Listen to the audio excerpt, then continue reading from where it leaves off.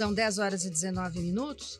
A gente conversa agora, e você pode acompanhar pelo YouTube, com o Dr. Lucas Selingardi, advogado do Departamento Jurídico da Sociedade de Medicina e Cirurgia de Campinas. O fato é que médicos cirurgiões do Brasil estão reunidos hoje e amanhã em Florianópolis em um congresso para poder conversar a respeito de um documento que vai ser elaborado e finalizado para entregar ao ministro Luiz Edson Fachin, relacionado a como é feito o pedido oficial aí para revisão do conceito da nomenclatura do erro médico. O que a gente está falando?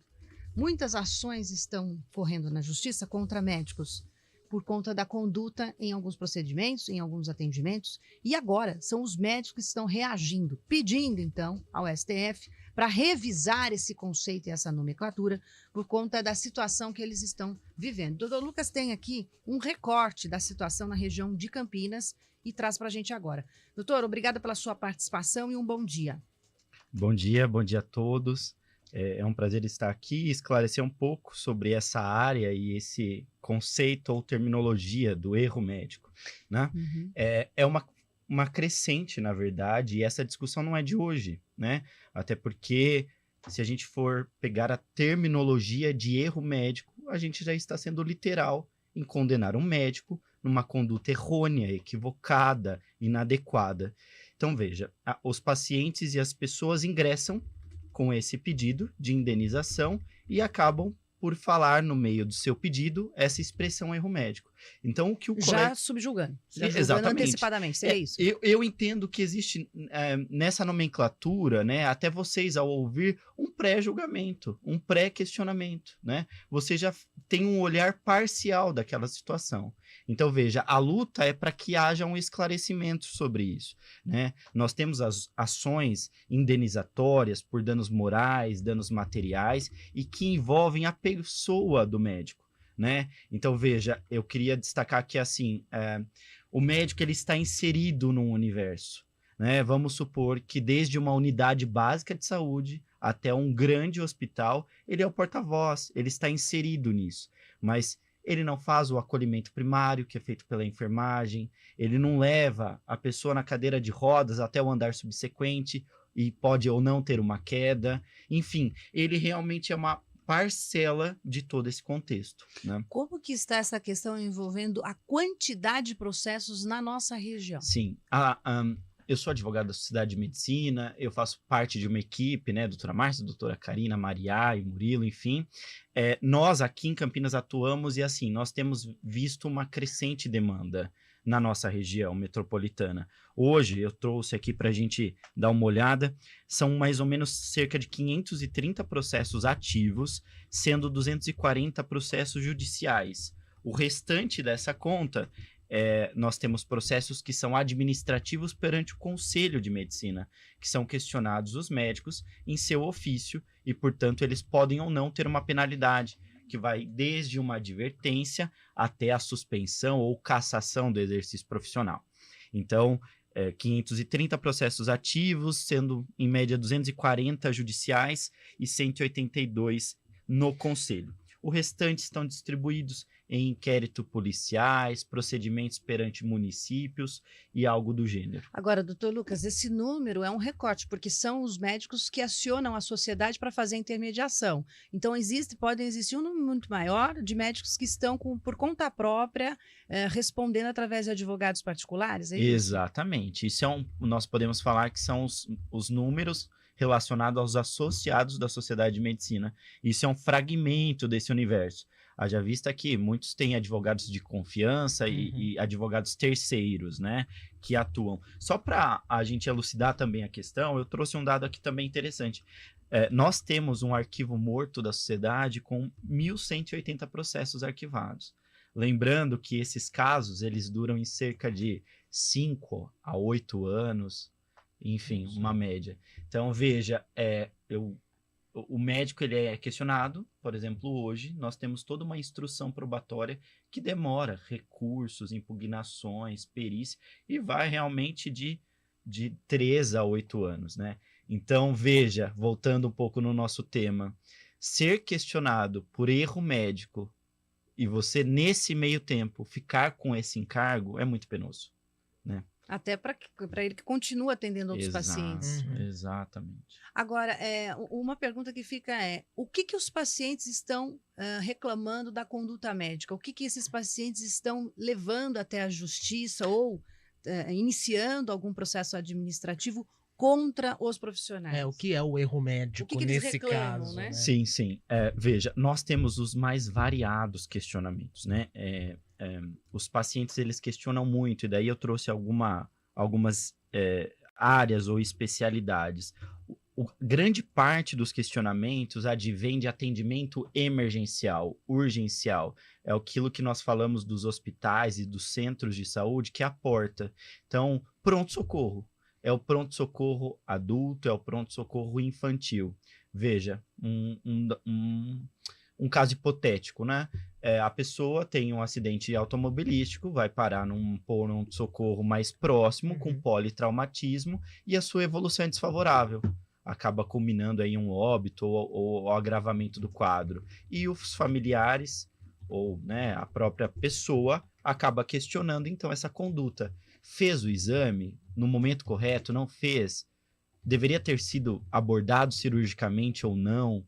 Então, o pronto-socorro é o primeiro lugar em que se questiona, né? E daí nós temos também, por exemplo, ginecologia, obstetrícia.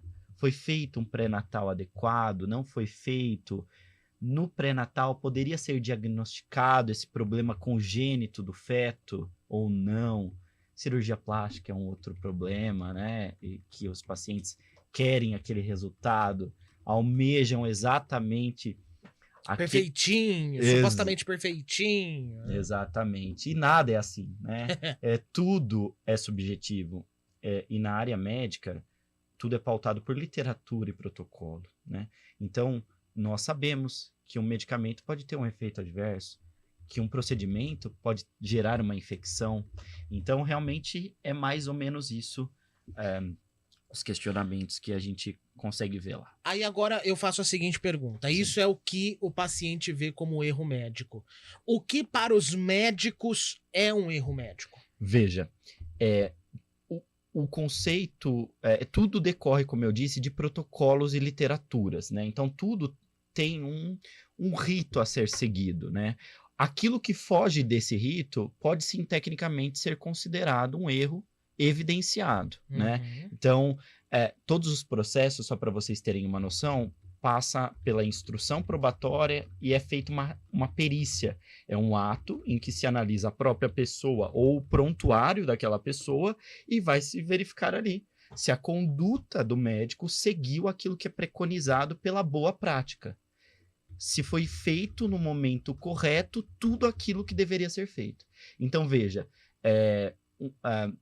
fugiu desse parâmetro ou dessa lógica é considerado um erro médico, né? Daí eu tenho que ser claro para vocês e objetivo no sentido de que, por exemplo, operar membros errados é óbvio que é um erro médico e esse é o entendimento, né? Então, fazer uma conduta ou ter uma conduta muito omissa quando se deve agir, ainda que por uma infraestrutura inadequada ou alguma coisa assim. Como? Veja, chega uma gestante num pronto-socorro e ela está com um certo sangramento ou corrimento e ela fica ali... E fica sentada ali. Fica sentada aguardando. Tá. Nesse universo, eu tenho certeza que vocês já estão pensando, isso acontece muitas vezes, né? E recai, às vezes, sobre o médico, né? E a gente tem que pensar que tem a estrutura hospitalar nisso. Sim. Então, veja, era evitável ou inevitável esse dano? Então, esse é um exemplo muito claro de uma situação que pode ser considerada, assim, erro médico. Não, lembrando que recai a responsabilidade sobre o profissional que está lá dentro, mas pode ser considerado um equívoco nessa prestação de assistência, né, o que vocês estão entendendo como o motivo do aumento na judicialização?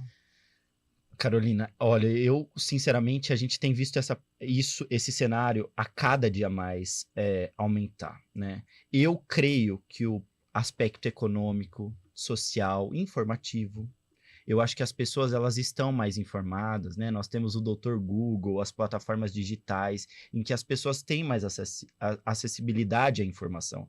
E além do contexto econômico, né? As pessoas querem, a qualquer custo, tentar alguma vantagem financeira, ir atrás de algum numerário. Então, eu entendo que esse contexto gera esse estímulo, né? Agora, as condições de atendimento em saúde e a infraestrutura de alguns serviços, eles também têm provocado situações em que a conduta médica acaba sendo questionada e a relação médico-paciente não está tão boa quanto já foi? Sim, sim. Nós sabemos que o nosso sistema público de saúde, ele é deficitário, em que pese eu ser um defensor dele, ele é deficitário porque realmente ele tenta dar tudo a todos, né? E infelizmente nós temos aí alguns problemas, né? Nós temos algumas dificuldades com insumos, com instrumentais, com agendamento, disponibilidade. Então realmente isso acontece. Mas eu também tenho que fazer um raciocínio oposto com vocês, assim. Isso não é decorrente do trabalho da nossa equipe, mas isso de médicos competentes, de uma equipe multidisciplinar, enfermeiros e tudo, que são diligentes, que fazem na medida do possível. Nós, por exemplo, na sociedade, hoje mesmo vindo para cá, eu tive a grata notícia de que nós ganhamos 2 ações, né? Essas ações perduravam por 5, 6 anos. Então, veja, é porque a gente consegue comprovar no curso de que aquilo que poderia ser feito de acordo com aquela estrutura foi realizado. O máximo possível dentro da realidade. O máximo possível dentro da realidade. Esse tem um nome que faz parte depois do processo e tudo, quando vai dando andamento, em que o médico ele é realmente investigado nas suas ações, não fica só na parte processual, existem as entidades que também vão verificar a ocorrência, o que está sendo questionado, né? Existem sim. Na verdade, a gente já começa a imaginar, por exemplo, a vigilância sanitária, né? A depender da ANS, que é um órgão regulamentador, né? E nós temos também, assim, por obrigações legais, esse mundo é muito amplo, né? Eu gostaria de voltar aqui e falar de muitas coisas, mas, por exemplo, nisso que você me colocou, eu já já me faço lembrar da exigência de ter nos hospitais um núcleo de segurança do paciente, em que é necessário fazer esse núcleo de segurança com protocolos, segurança segura, checklist, como se lida com os eventos adversos. O paciente caiu por quê? Quem que era responsável? Como, né? O que aconteceu? Isso sim. Certo. Eu queria só fazer uma provocação que foi mandada por um ouvinte aqui. A gente tá super estourado, mas eu preciso fazer isso. Claro. Ronaldo mandou mensagem aqui pra gente. Quando o médico não ouve o paciente, não pergunta sobre a história, trabalho, vida, só vê os sintomas aparentes e faz o diagnóstico errado, é erro médico ou erro do paciente que é leigo? Boa pergunta, né? Na verdade, assim, essa relação, ela é recíproca, né? Ao passo em que o paciente deve falar aquilo que sabe e que realmente sente, que vivenciou, ao passo que o médico ele tem que ter esse olhar empático, atencioso. Isso é um princípio da arte médica, né? Essa relação, ela no estudo, ela é divina, né? Essa relação para com o seu paciente. Então, veja, é realmente como se fosse um contrato. Cada qual tem a sua responsabilidade. Se eu omito que eu ingeri algo ou que eu fiz algo no final de semana e estou com algum sintoma, isso pode influenciar na elucidação diagnóstica, né? Então, realmente, nesses casos, se pensa que é erro médico, mas ao se verificar, não é bem assim. Né?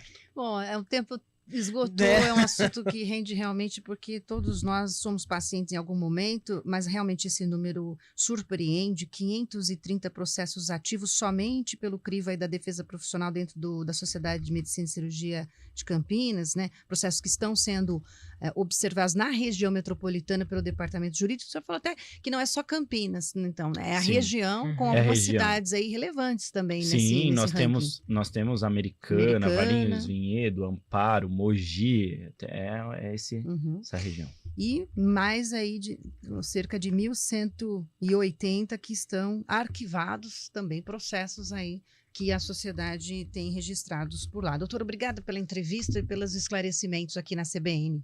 Imagina, eu quem agradeço, me coloco à disposição. 10h34. Repórter CBN.